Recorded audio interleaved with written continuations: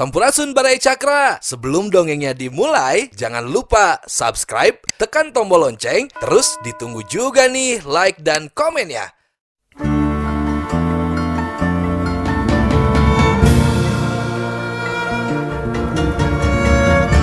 Baraya Cakra, parantos waktosna 80,5 FM Radio Cakra, midangkeun dongeng Sunda Dora-Dori.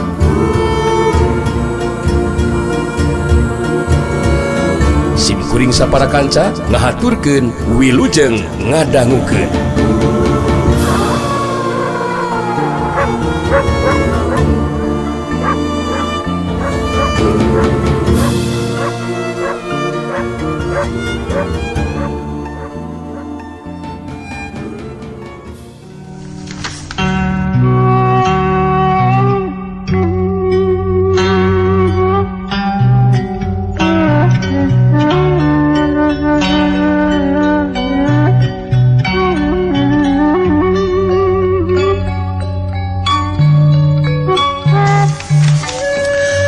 Salah seorang di antara 5 jago teh harita terus nyarita ditujukan ka Jaka Sinangling. Kula minangka ngawakilan nu sanesna. Saja ngawaler kana paterosan ti Den Angling. Sok sanaos anu baris ngalakukeun tugas khusus teh mung aya 5an, namun pikeun ngalumpukeun 24 urang musuh nu ngagunakeun senjata apina. Rupina bakal tiasa dilaksanakeun Den. Margi masing-masing di antara ieu nu 5an senjata rahasia anu rata-rata nyanak 10 senjata rahasia. Janten upami digabungkeun 5an teh aya 50 senjata rahasia anu bakal tiasa digunakeun ngalumpuhkeun pihak musuh anu ngagunakeun senjata api teh kitu Den. Janten ngeunaan tugas khusus mah bakal tiasa dilaksanakeun anu sakumaha mistina. Kitu ta Den Angling. Mohon mangga. Hatur nuhun kana keteranganana salajengna ka para anggota barisan. Di mana tos lumangsung tarung campuh tawuran, mangka setiap anggota barisan ulah rek kabagi perhatian boga pemikiran hayang merhatikeun saha anu bakal ngayunan Mbah Buit Wiku Sarenggi anu mimpin barisan musuh. Leuwih hade puseureun we perhatian kanu jadi lawan. Sabab bisa bae lawan anu diayunan teh leuwih ti saurang. Lantaran jumlah kekuatan barisan ti pihak musuh leuwih loba. Eta anu penting diperhatikeun ku para anggota barisan mah. Kumaha kartos? Nyakseni kartos. Kartos Dan Angling kartos. Ente nama ulah dudikeun ka lengah balangahnya. Siap Dan Angling siap. Urang memang ulah kabagi perhatian di nanglawanan lawan ya Den.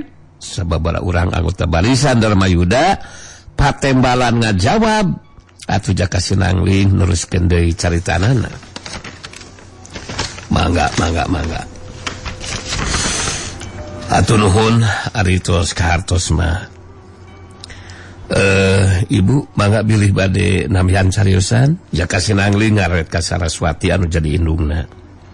Nu diret ungeuk lalaunan saterusna milu mairan caritaan. Ka para anggota barisan Darmayuda, ibu ngingetan ka sararea. Di mana engke aya kejadian anggota barisan ti pihak musuh aya nu tinggal brus kana jero lombang jabakan teh. Eta kejadian bakal ngagetkeun barisan musuh. Sarta tangtu bakal aya pangaruhna. Dina kayan saperti kitu, dulur urang anu 5an langsung ngalaksanakeun tugas khususna pada ngagunakeun senjata rahasiana masing-masing. Pikeun ngalumpuhkeun anggota barisan musuh anu ngagunakeun senjata api teh. Ku cara kitu mangka barisan pihak musuh bakal leuwih kaget pahibut paciweuh teu puguh. Dina kayan saperti kitu kakarek barisan ti pihak urang maju nyerang ka pihak musuh. Engke Rasanti jeung Sandika nu bakal mere aba-aba pikeun maju nyerang ka pihak musuh. kumaha pada kahar teh maksud caitan ibu katos Ibu Raswati yakseni yang laksanakeun yap Ibu Raswati barisan Darmayuda kedah unggul pokokna mah sababaraha urang anggota barisan ngajawab patembalan kitu diantarana arahan ti Jaka Sinangling jeung Saraswati ka para anggota barisan Darmayuda dina waktu harita. Wanci kaberangnakeun harita datang sababaraha urang warga kampung kahuripan anu nganteuran keur dahar. Para anggota barisan Darmayuda harita terus dahar heula. Jaka Sinangling jeung Saraswati katutra santi kitu deui sandika ngariung opatan di sisi Tegal dariuk dihanapeun tatangkalan anu linduh ieuh ku ririmbunan tatangkalan. Di tempat anu masih atau anu misah aya di sababaraha tempat anu ngariung bari dalahar. Sedengkeun kebeut debleng jeung si banteng mulung katut aceng jeperut. Harita ngariung tuluan bari ngahanca alas daharna terus ngalobrol. Wah, masa nikmatan pisang daang ngekeur laparan mah untungnya kejona rada gedean. Napina neprikeun ka wayah kieuan pihak musuhan ngacan wae ngaya datangannya. Terus nerangan teng mah geus teu sangbaran ye teh. Hayang geura narung ye teh kibuyutan. Ieu peurepan nganteng geus dibulut-bulutkeun kieu ieu. Lamunan nganu wani lawanan anteng mah geus moal dibengre ngampun makona mah. Napina lamunan teprikeun ka ngengke sorean pihak musuhan ngeuweuh wae datangan. Nganu dibayangkan ku nganteng mah ngumaha lamunan datanganana teh peutingan gitu. Cing kumaha numeukeun kibuyutanan ye. Ngalikeun naon teh kalidar we dilawanan dek datang wayah kumaha oge teh euy. Najan rek tarung campuh tawuran tengah peuting ge diladenan ku dewek mah teh euy. Alah beak cobek belutna ye. Alah tinggal cucukna we dihakan rungsep ieu teh. Alah karasa ladana mah teh euy. Jadi ke dewek mah moal rek masalahkeun masalah waktu mah teh euy. Diladenan we rek tarung dina kayan bari sare oge. Bener teh ceng euy. Ceng. Alah keulangin nemeulanya ge nya loh.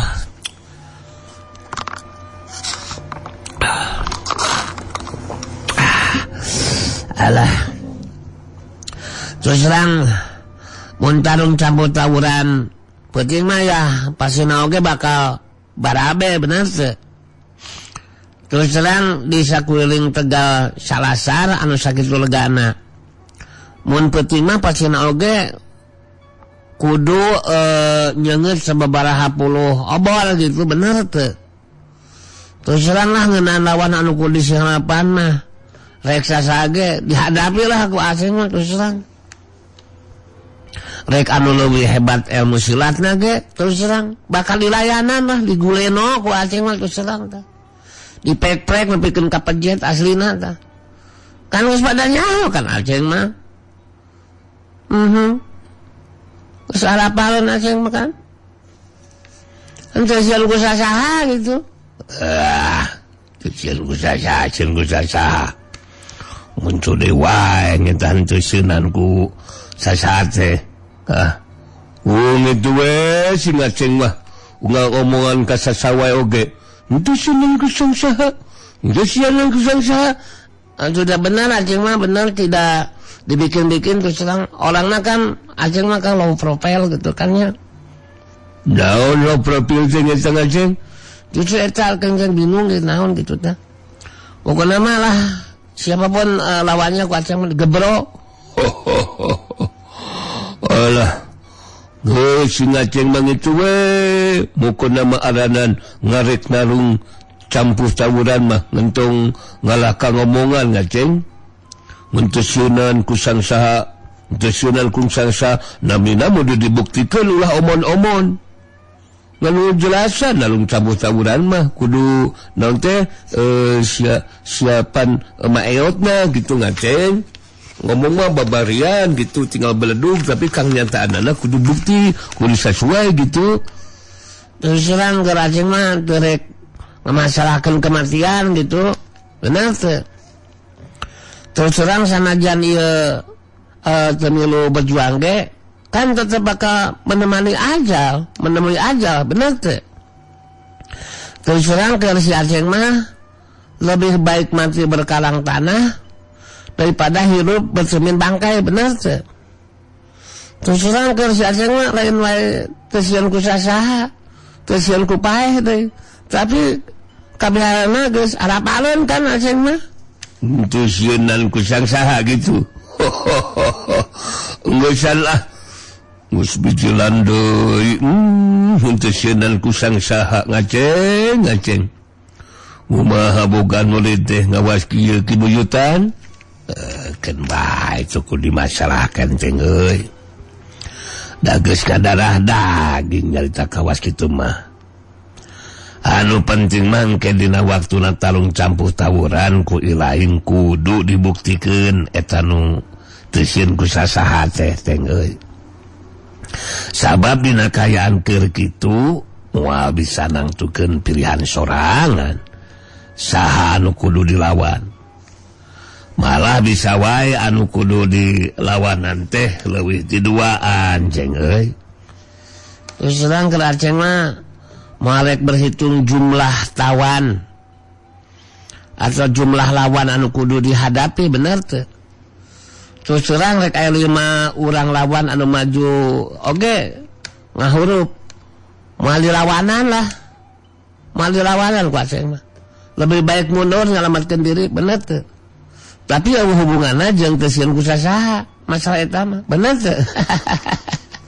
Wah wari sugan teh di huruf kulimaan ngoge ngarek dilawanan sing Aceh mah genglo ngaripek teh ngalah ka munduran sang lametkeun dirian. Hatrina sieunan maeot di dinya mah ngaceng ngatuh ngari kitu mah henteu bingsa disebrut henteu sieunan ku sang saha aranan sieun ku maeotna matu ngaceng dasar genglo belum teu kebuyutan ya cek dewek ke meunggeus ahkeun wae teh euy biarkan dia punya kahayang damai nama leuwih ngorati urang atuh teh euy jadi wajar we mun masih keneh goyang teh mun tepikeun ka di huruf kulimaan mah manasina dewek saukur pangawak sorangan umur geus kolot saukur nunggu waktu dikubur dewek mah geus muarek melangjeng nineung ninggalkeun alam pawenangan kitu tah seng euy. Teu karasa ari ku ngobrol mah waktu istirahat bae dahar teh geus kudu lekasan. Saterusna karumpul deui sakabeh anggota barisan Dharma Yuda pada tatan-tatan nungguan kadatangan pihak musuh. Sedengkeun rombongan barisan Wilem Kintamani Dijaya nu dipimpin ku Mbah Buyut Piku Sarenggi. Waktu ngambah ka salah sahiji lembur ngadadak harita kapegat ku hujan gede nu dibarung ku angin jeung dordar gelap. Sedengkeun kayaan geus rek wanci kasorenakeun. Mbah Buyut Piku Sarenggi nuturkeun sakabeh anggota barisan marilu calicing heula di imah-imah warga sanggeus sapupu eta lembur anu sieun ku ancamana sugarba jeung marungkir. Saterusna pupu lembur marentahkeun ka wargana supaya bisa narima para anggota barisan marilu cicing di imahna para warga. Sedengkeun Mbah Buyut Piku Sarenggi jeung sugarba katut marungkir milu cicing di imahna pupuh eta lembur. Teteh hujan gede teh karek kapeuting ngeunakeun raatna. di jero imah pupuh lembur harita pribumi mah ngadedempes we di jero enggona tewanian milu ngobrol jeung Mbah Wutwi ku Sarenggi jeung Sugarba katut malungkir harita Mbah Wutwi ku Sarenggi anu keur cumarita wok berwok ned di luar dugaan dewe karba euy hujan kakarek raat kapentingnakeun ilmu panjarang hujan dewe kitu mempan geus dicobaan teh kakuatan ilmu sihir ilaing ge teu bisa digunakeun keur nyarang hujan mah marungkirnya. Memang benar pangarsa karankeun hujan anu sakitu gedena mah bisa ku kakuatan ilmu sihir. Jadi kumaha tindakan saterusna ieu teh pangarsa? Sugarba milu nyambungan kana caitana marungkir ditujukeun ka Mbah Buyut Sarenggi. Jadi kumaha tuh ieu teh pangarsa? Nah urang teh bakal maju ngagempur peuting wae ka kampung kahuripan teh atawa kumaha? Ku dewe geus dipikirkeun asak-asak karba rungkir. Mun pihak urang maju ngagempur musuh dina wanci peuting jelas bakal nguntungkeun keur pihak musuh. Wok berwok. Naon sababna wok berwok? Naon sababna? Sabab lain wae walura tarung campur tawuran ti peuting mah, tapi anggota barisan pihak urang dina mangsana lumampah teu leureuh sakali-kali acan. Bisa dipastikeun bakal carapieun anu bakal aya pangaruhna kana tanaga jeung sumbangan tarungna. Anu mata ku dewek diputuskeun ngagempur musuh ditangguhkeun kana poe isukan. Isu-isu keneh urang geus pada miang pikeun ngagempur ka kampung kahuripan. Kitu tah Garba rungkir. Nah, ari kaputusan ti pangarsa Mbah Wiku kitu mah ada pangarsa pamimpin barisan. Mal aya nu nolak. Memang aya benerna eta caritaan pangarsa teh. Ngagempur musuh dina wanci peuting mah bakal nguntungkeun pihak musuh. Pang-pangna mah lantaran urang kapegat ku hujan anu gede jeung lila. Mun teu kapegat hujan mah wanci pas sore tarung campuh tawuran teh geus lumangsung. Anu penting mah pihak urang dina poe isukan bakal aya dina kaunggulan. Kitu pangarsanya. Wok berbok ned. Nah, atuh pihak urang nu bakal unggul. Pihak musuh anu bakal hancur. Rungkad dah. Sabab ku dewe geus bisa kaukur si Rawing jeung si Jaka Sinangling, kitu deui si Saraswati moal mampu kumaha oge ngimbangan kakuatan ilmu dewek mah. Wok berwok. Tiluanana bakal wok berwok tiluanana bakal modal ku leungeun dewek. Bener Jagarba. Ya pasti lagi bakal kitu pangarsa. Da puguh rek saha atuh bakal mampu ngimbangan kakuatan ilmu tingkat dewa anu digunakeun ku pangarsa Mbah Wiku. Sok sanajan si Rawing dina waktu manehna keur masih keneh makalangan di dunia kajawaran mah geus kasohor si Rawing jago tanding. Tapi na waktu ayeuna mah beda deui pangarsa. Hartina pamuhalan si Rawing bakal mampu nandingan kakuatan ilmu tingkat dewa. Bener sih pangarsa? Ilmu tingkat dewa pangarsa teh atuh. Aya bandingna Mbah Wiku. Loba deui obrolan anu sejenna samemeh maranehna salare. Sedengkeun di Tegal Salasar mah tepikeun ka wanci sore ge teu turun hujan sakercal-keclak acan. Geus rek tepi ka wanci burit kakuatan barisan musuh masih kene tacan aya datang. Dina kayaan keur kitu datang Teuk Sandi anu laporan ka Jaka Sinangling. Yen rombongan barisan musuh kapegat hujan di salah sahiji lembur. Anu mata kadaraguan heula raat hujana. Di mana geus raat hujan bakal neruskeun lampahna. Dumasar kana eta katerangan harita Jaka Sinangling jadi boga pamikiran. Moal boa pihak musuh datang nanti bakal dina wanci peuting. Saterusna Jaka Sinangling marentahkeun 10 urang anggota barisan sina ngajaga di Tegal Salasar. Kira wanci tengah peuting diganti giliran ku 10 urang anggota anu sajena. Sedengkeun anggota barisan anu sajena sina marulang istirahat heula, tapi dina kaayaan kudu tetep tatan-tatan jeung waspada bisi pihak musuh datang ka dina peuting harita.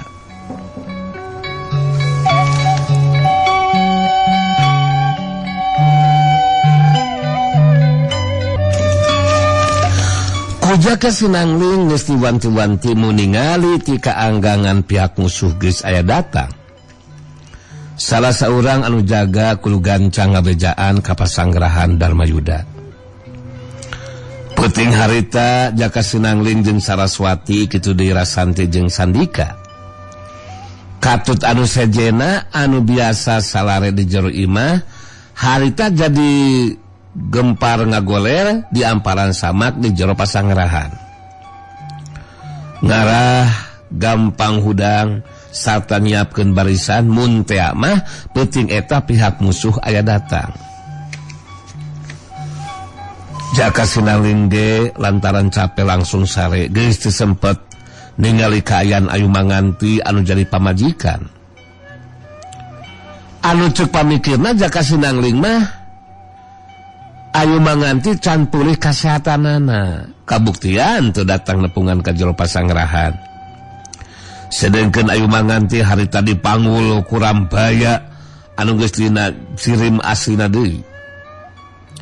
Kaayaan Ayu Manganti lain wae aya dina pangaruh panglumpuhan, tapi totokan panyirepan anu digunakeun ku Rambaya ngajadikeun Ayu Manganti tapikeun ka harita masih sare cibra teu inget naon-naon. Rambaya sok sanajan wanci peuting teu jadi halangan. Anu jelas mahna kudu gancang bisa tepi ka paguron lintang jagat bari mawa babandan Ayu Manganti anu bakal dijadikeun sandra pikeun mancing kadatangan anak bule. Sedengkeun Ayu Manganti anu keur dipanggul dina kaayaan keur sare harita bet ngimpi dipanggihkeun jeung si Rawing, malah ceuk dina eta impian si Rawing teh nyarita ka Ayu Manganti.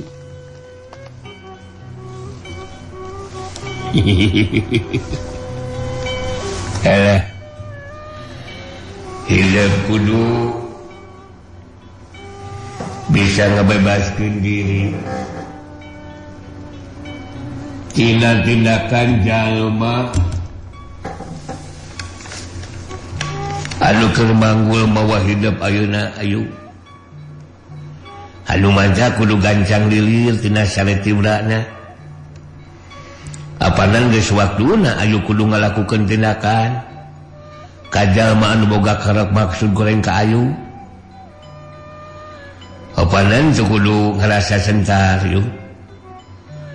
Tangarana ngamila diri mah tapi umat ayu ge ulah rek ngomong kasasaha mun ngimpi pagih jeung ama. Apanan can kudu diperhatikeun ku ayu teh. Dampa leungeun katuhu si Rawing harita diantelkeun kana tarangna Ayu Manganti. Geus kitu si Rawing terus ngajak sasalaman ka Ayu Manganti. Kitu ceuk dina eta impian. Sangeusna eta impian leungit ngadadak Ayu Manganti lilir. Saterusna ngakurinyal ngalepaskeun diri. Ngadadak bisa ngabebaskeun diri tina pangaruh panglumpuhan. Kajadian saterusna Ayu Manganti ngacuelat luncat ka hareup geus kitu terus mancuh dina tangtunganana di hareupeun Rambaya. Puguh we Rambaya kaget anu lain di kieuna. Sabab Ayu Manganti lain bae bisa ngalepaskeun dirina terus mancuh dina tangtungan di hareupeunana, tapi Ayu Manganti mampu ngabebaskeun diri tina pangaruh panglumpuhan jeung elmu totok panyirepan. Menang sajongjongan mah Rambaya masih cacan bisa nyarita. Sabab kapangaruhan ku kakagetna. Sedengkeun Ayu Manganti harita neuteub seukeut ka Rambaya dina sikapna anu tandas terus nyarita. Saha Andika sabenerna Rek dibawa ka mana kuring? Make jeung dipanggul sagarupa. Kurang ajar Andika. Wani ngalakukeun tindakan jahat ka diri kuring Rambaya boga angkeuhan, boga kakuatan ilmu teu mempan ku panarajang jeung pakarang lawan, ningali sikap jeung ngadenge carita Ayu Manganti. Harita Rambaya boga pamikiran geus moal make kudu hese pikeun ngungkulan acen pangartin Ayu Manganti sok sanajan boga kamampuan ilmu silat. Rambaya neuteub antep ka Ayu Manganti terus nyarita di barung jeung seuri. Ku dewek ayeuna bakal dijelaskeun Ayu Manganti. Dewek satarina mah nyamur dina ciri maedoh. Minangka awewe kolot anu ngalakukeun tipe muslihat. Pangna ilaing kudu dibawa ka Paguro Lintang Jagat. Sabab ditugaskeun ku Mbah Bukti Kusarenggi. Pamimpin barisan Milem Kintamani Cijaya kudu mawa ilaing pikeun dijadikeun sandra ku pihakna Tuan Milem. Tujuanana keur mancing kadatangan Sinang Pule anu pasena oge hayang nulungan ngabebaskeun nu jadi indungna. Jadi aslina si Maedoh teh nyata dewek si Rambaya jalmana ieu. Mun kitu mah Andika kudu narima akibat anu satimpa Rambaya. Tindakan dilakukan ku Andika mangrupa kejahatan kurang ajar. Lancang Andika Rambaya. Wajar mun kuring ayeuna bakal ngalakukeun tindakan ka Andika seperti ayeuna ieu. Rambaya anu ngarasa nguntuk bakal mampu ngungkulan Ayu Manganti terus carita deui. Ilaing rek ngalakukeun tindakan ka dewek Ayu Manganti malah rek mere hukuman ka dewek.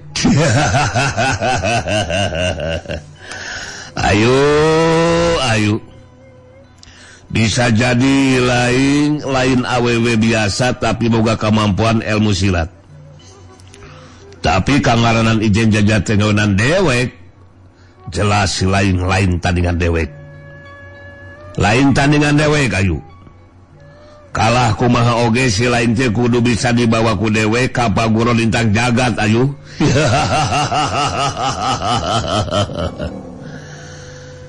Ayu Manganti langsung ngawangun saga di diri pikeun ngalakukeun tindakan ka Rambaya.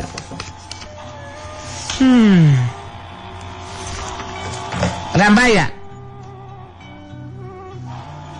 Andika teu kudu waka nyombongkeun diri.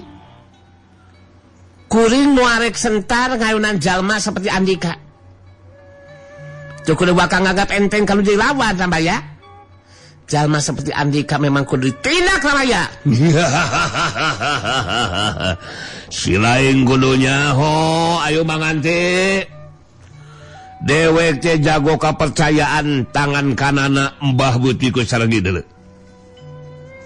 Sabab dewek boga kakuatan ilmu anu henteu mempan ku panarajang jeung pakarang lawan. Jadi moal aya hartina rek sababaraha kali oge panarajang si lain kenakan anggota badan dewek. Ku dewek bakal dibuktikeun cukup ku sageperakan pikeun ngarumpukeun si lain Ayu Manganti. Tanah ye.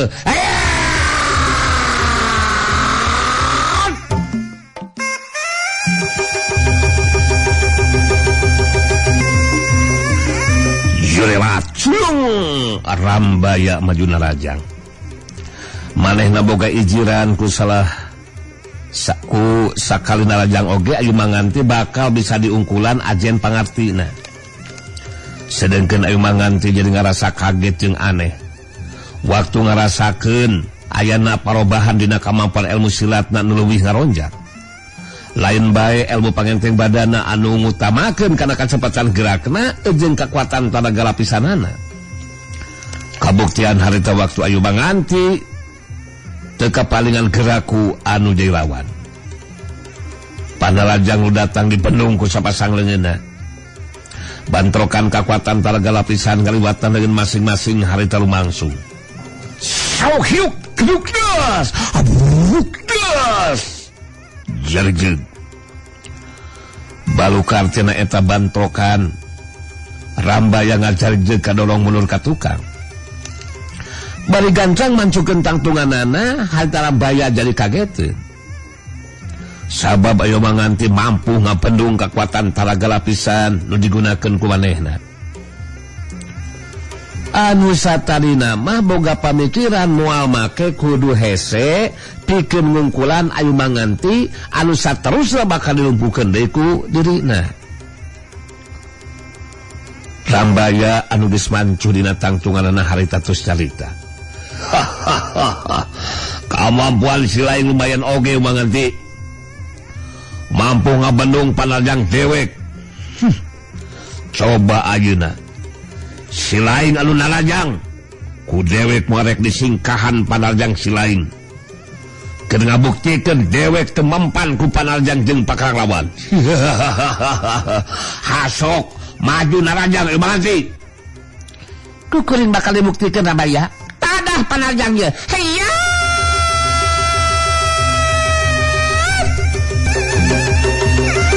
Jurelacung ayu manganti majuna Rajang. Panarajang anu datang harita teu disingkahan ku Rambaya.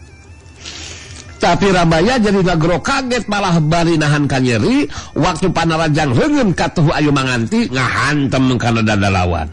Hiuk ceblot geus edan.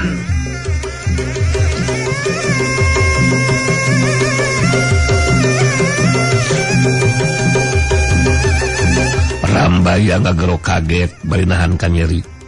Terus sanggajang luncat ka tukang. Bari mancukeun tangtunganana Rambaya ngahulang bari ngomong dina jero hatena. Edan. Aing bener-bener kaget jeung ngarasa aneh. Kekuatan tenaga lapisan si ayu manganti tetela mampu nembus kekuatan ilmu kebal anu ngalapis sakojur badan aing.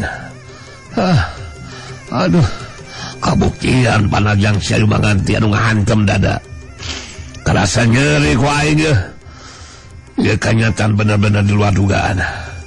Ningali kana kaya seperti kieu mah aing jelas teu bisa nganggap enteng ka si manganti. Sedengkeun ayu manganti sarua masih kene ngarasa kaget karena kemampuan dirina anu ngadadak jadi robah. Tapi ayu manganti jadi inget karena impianana waktu panggih jeung si Rawing anu terus ngajak sasalaman sama meh leungit tina impianana. Ayu manganti jadi ngarasa percaya diri.